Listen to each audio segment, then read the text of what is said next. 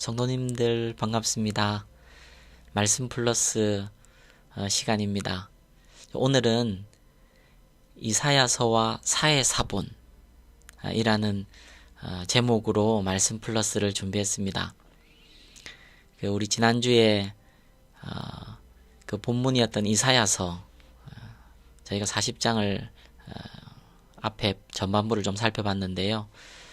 사실 이사야서가 1장부터 39장까지와 40장부터 66장까지의 그 내용이나 그 말씀의 톤이나 이런 게 너무 판이하게 다르기 때문에 하나님의 말씀을 믿는 우리들에게는 이게 구약 39권과 신약 27권의 이런 어떤 그 느낌이 이사야서 한 권에 또 담겨 있는 섭리가 있구나 이렇게 이제 우리가 믿는데, 또 그렇게 믿지 않는 분들은 이 책이 한 권일 리가 없다 하는 그런 주장들이 사실 꽤 많습니다. 우리 성도님들은 뭐 처음 들어보셨을 수도 있는데요.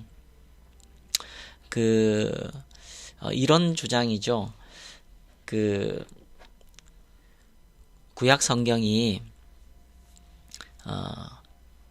가장 이제 최근에 쓰여진 성경이 이제 말라기라고 저희가 알고 있죠. 아마 BC 한 400년경에 쓰여졌을 것이다. 이제 이렇게 생각을 하는데, 그 400년 전에 일단 구약이 완성이 됐지 않습니까? 그리고 가장 오래된 성경은 BC 한 1500년경에 쓰여졌을 것이다. 모세오경부터요. 이제 그렇게 생각하는데, 그 BC 한 400년에 구약 성경 39권이 원본이 완성이 되었지 않습니까? 근데 그 원본이 존재하지를 않아요. 실제로 신약 성경도 그렇고 구약 성경도 그렇고 한 장도 원본은 존재하지 않아요. 그리고 구약 성경 중에 이제 그래서 어떻게 된 게 지금 우리한테 전달됐냐면, 이렇게 베껴 쓰는 사본, 필사, 어떨 때는 이렇게 많은 사람들이 필사하시는 많은 사람들이 함께 누가 불러주고 필사하거나, 이제 이스라엘에서는 그렇게 했거든요. 혹은 이렇게 한자 도박도박 베껴 쓰거나. 그래서 그런 얘기 들어보셨죠. 여호와라는 단어가 나오면 필사를 하다가도 다시 손을 씻고 또 자기를 정결케 하고 한 다음에 아도나이 이렇게 썼다. 그만큼 정성을 들여서 하나님을 경외하는 마음으로 이렇게 필사를 했다. 이제 그런 얘기 들어보셨죠. 근데 그 사본들 남아있는 것 중에 가장 오래된 사본, 지금으로부터 그러니까 쓰여진 게 가장 오래된 사본이 AD 1004년경에 쓰여진 것으로 여겨지는 레닌그라드 사본입니다. 그러니까 그 전에 쓰여진 사본들이 물론 있겠죠. 구약의 사본들, 신약의 사본들 뭐 있겠죠. 근데 그 전에 쓰여졌던 것들은 여러분 지금처럼 종이가 아니고 뭐 파피루스나 뭐 어쨌든 뭐 양피지나 이런 것들이니까 이게 보존되지가 않는 거예요. 그래서 가장 현존하는 오래된 구약 사본은 1004년경에 쓰여진 레닌그라드 사본입니다. 그로부터 한 30-40년 후에 쓰여진 것이라고 여겨지는 사본은 알레포 사본이라고 하는데, 그 사본은 히브리 대학에 보관되어 있다 합니다. 제가 이스라엘의 그 전도여행 선교 여행으로 한 4주가 있었나요? 그때 히브리 대학도 한번 밟아봤거든요. 예루살렘에 있는 그 히브리 대학, 뭐 그냥 히브리 대학이라 하니까 그런가 보다 한 거지, 우리나라 대학 캠퍼스보다 그렇게 좋아 보이거나 그러지는 않았습니다. 뭐 제가 또 몰라서 무식해서 그럴 수도 있지만, 그래서 히브리 대학 가면 알레포 사본 볼 수 있겠구나 이런 기대도 좀 했었는데, 아이고 우리 같은 일반인들한테는 한 장도 안 보여줍니다. 어쨌든 그렇게 철저하게 보관돼 있고 잘 보존이 돼 있어야 계속 그게 이제 이어지니까요.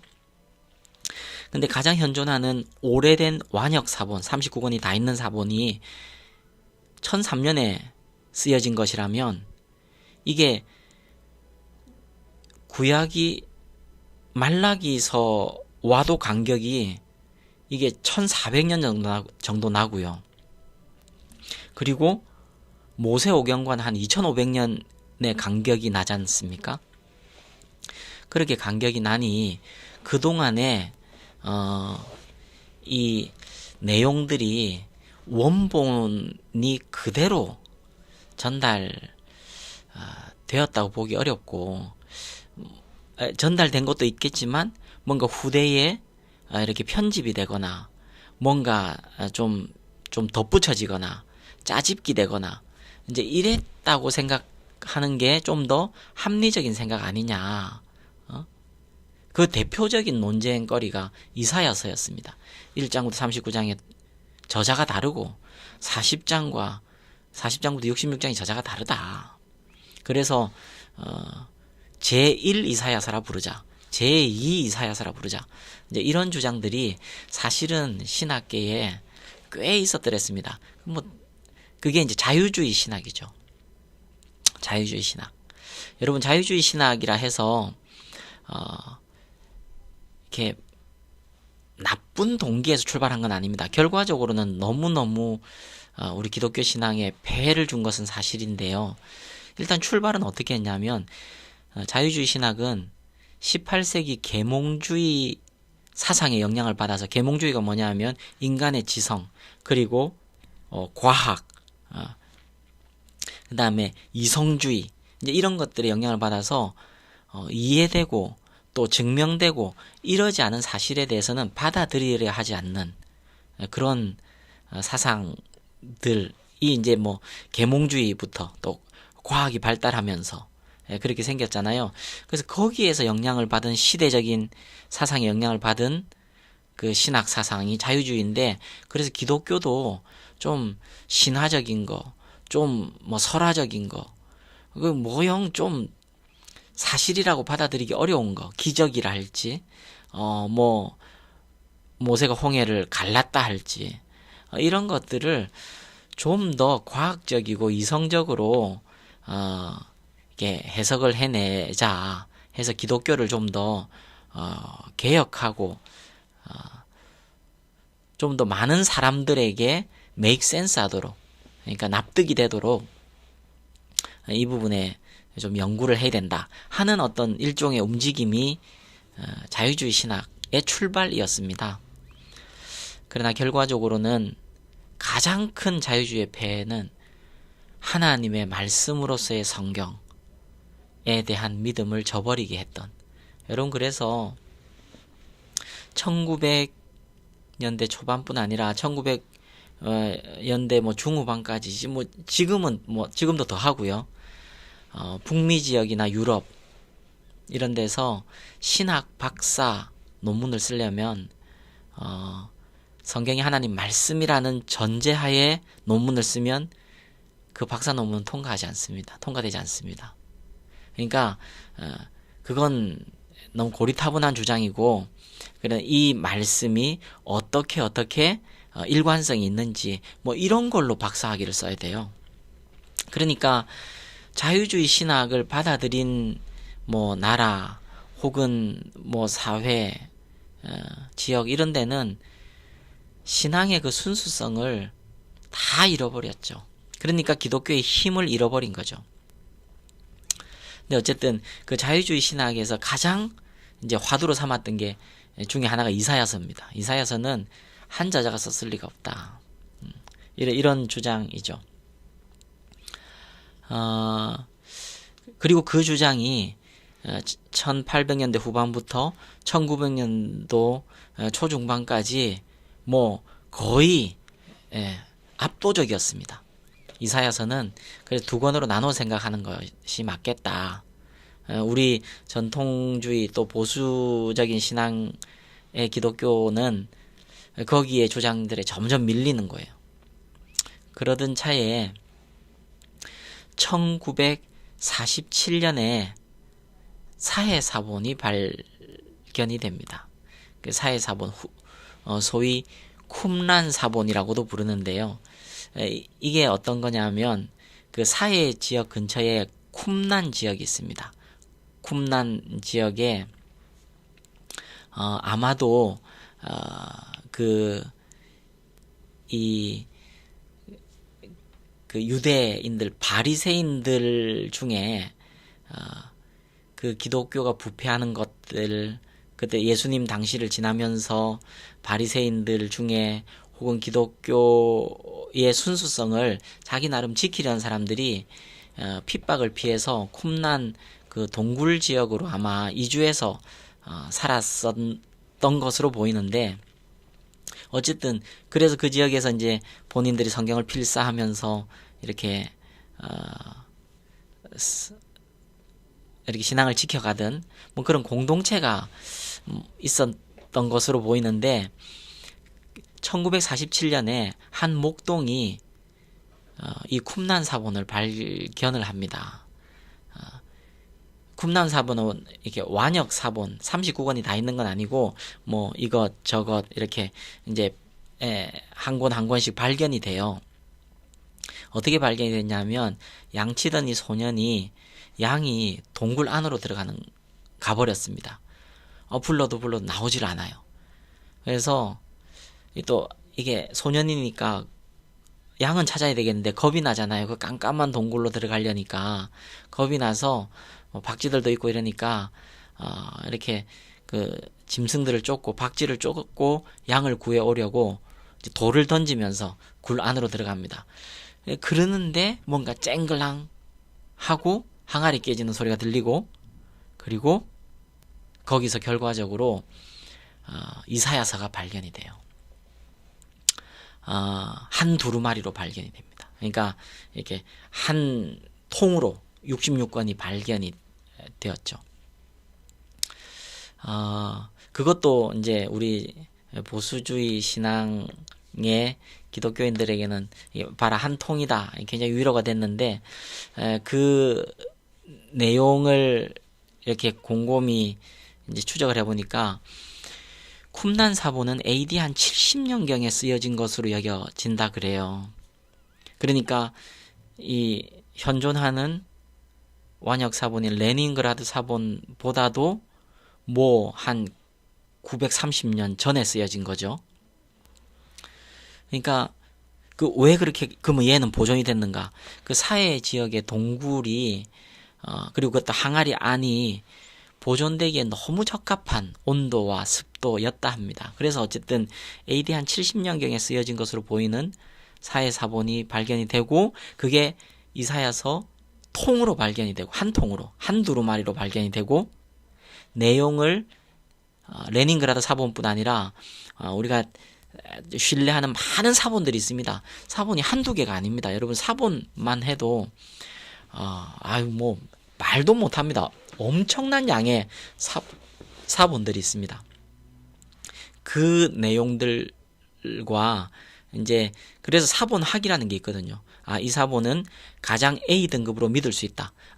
이 사본은 조금 오류가 있는 것 같다. B 등급이다. C 등급이다. D 등급이다.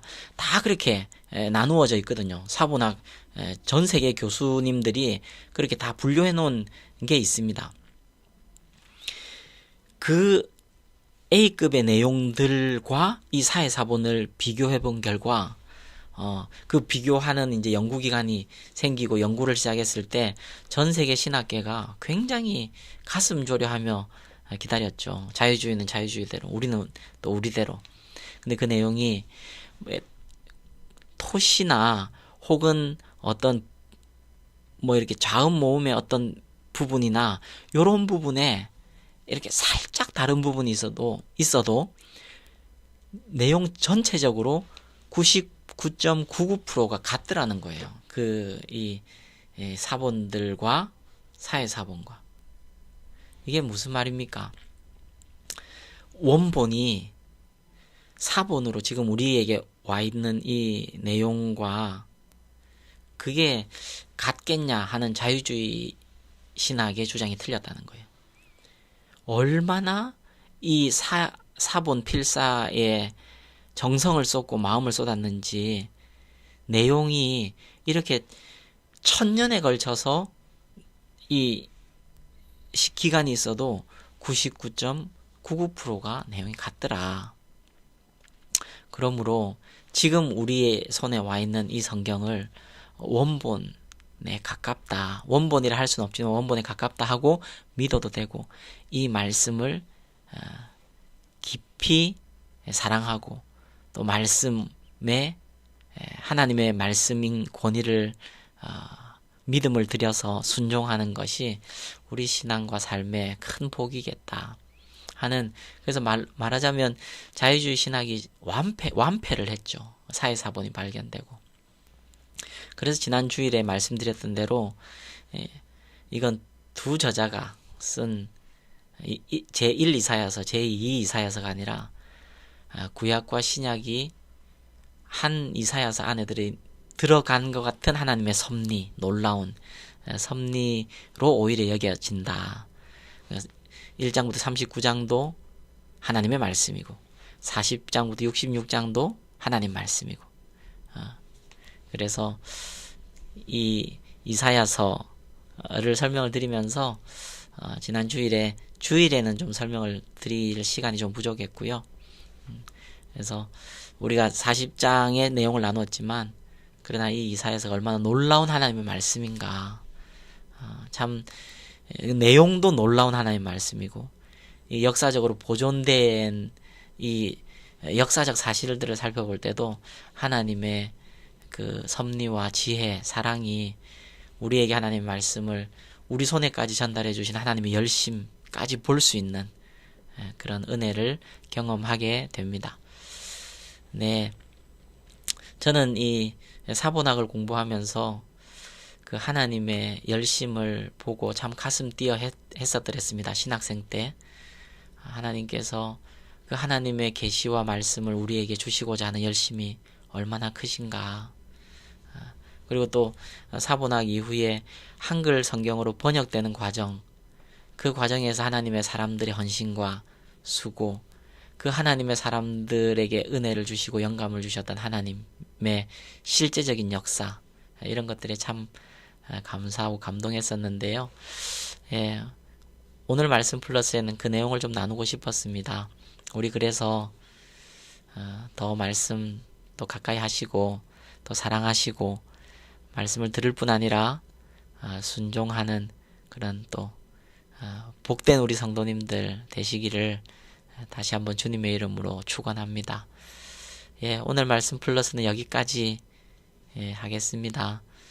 오늘도 한 3번 정도 녹음을 했는데 마지막 이 녹음은 잘 된 것 같습니다. 감사드리고요. 또 여러분 또 남은 3일 잘 지내시고요. 우리 주일을 또 기대하며 기다리십시다. 주일 예배 때 뵙겠습니다.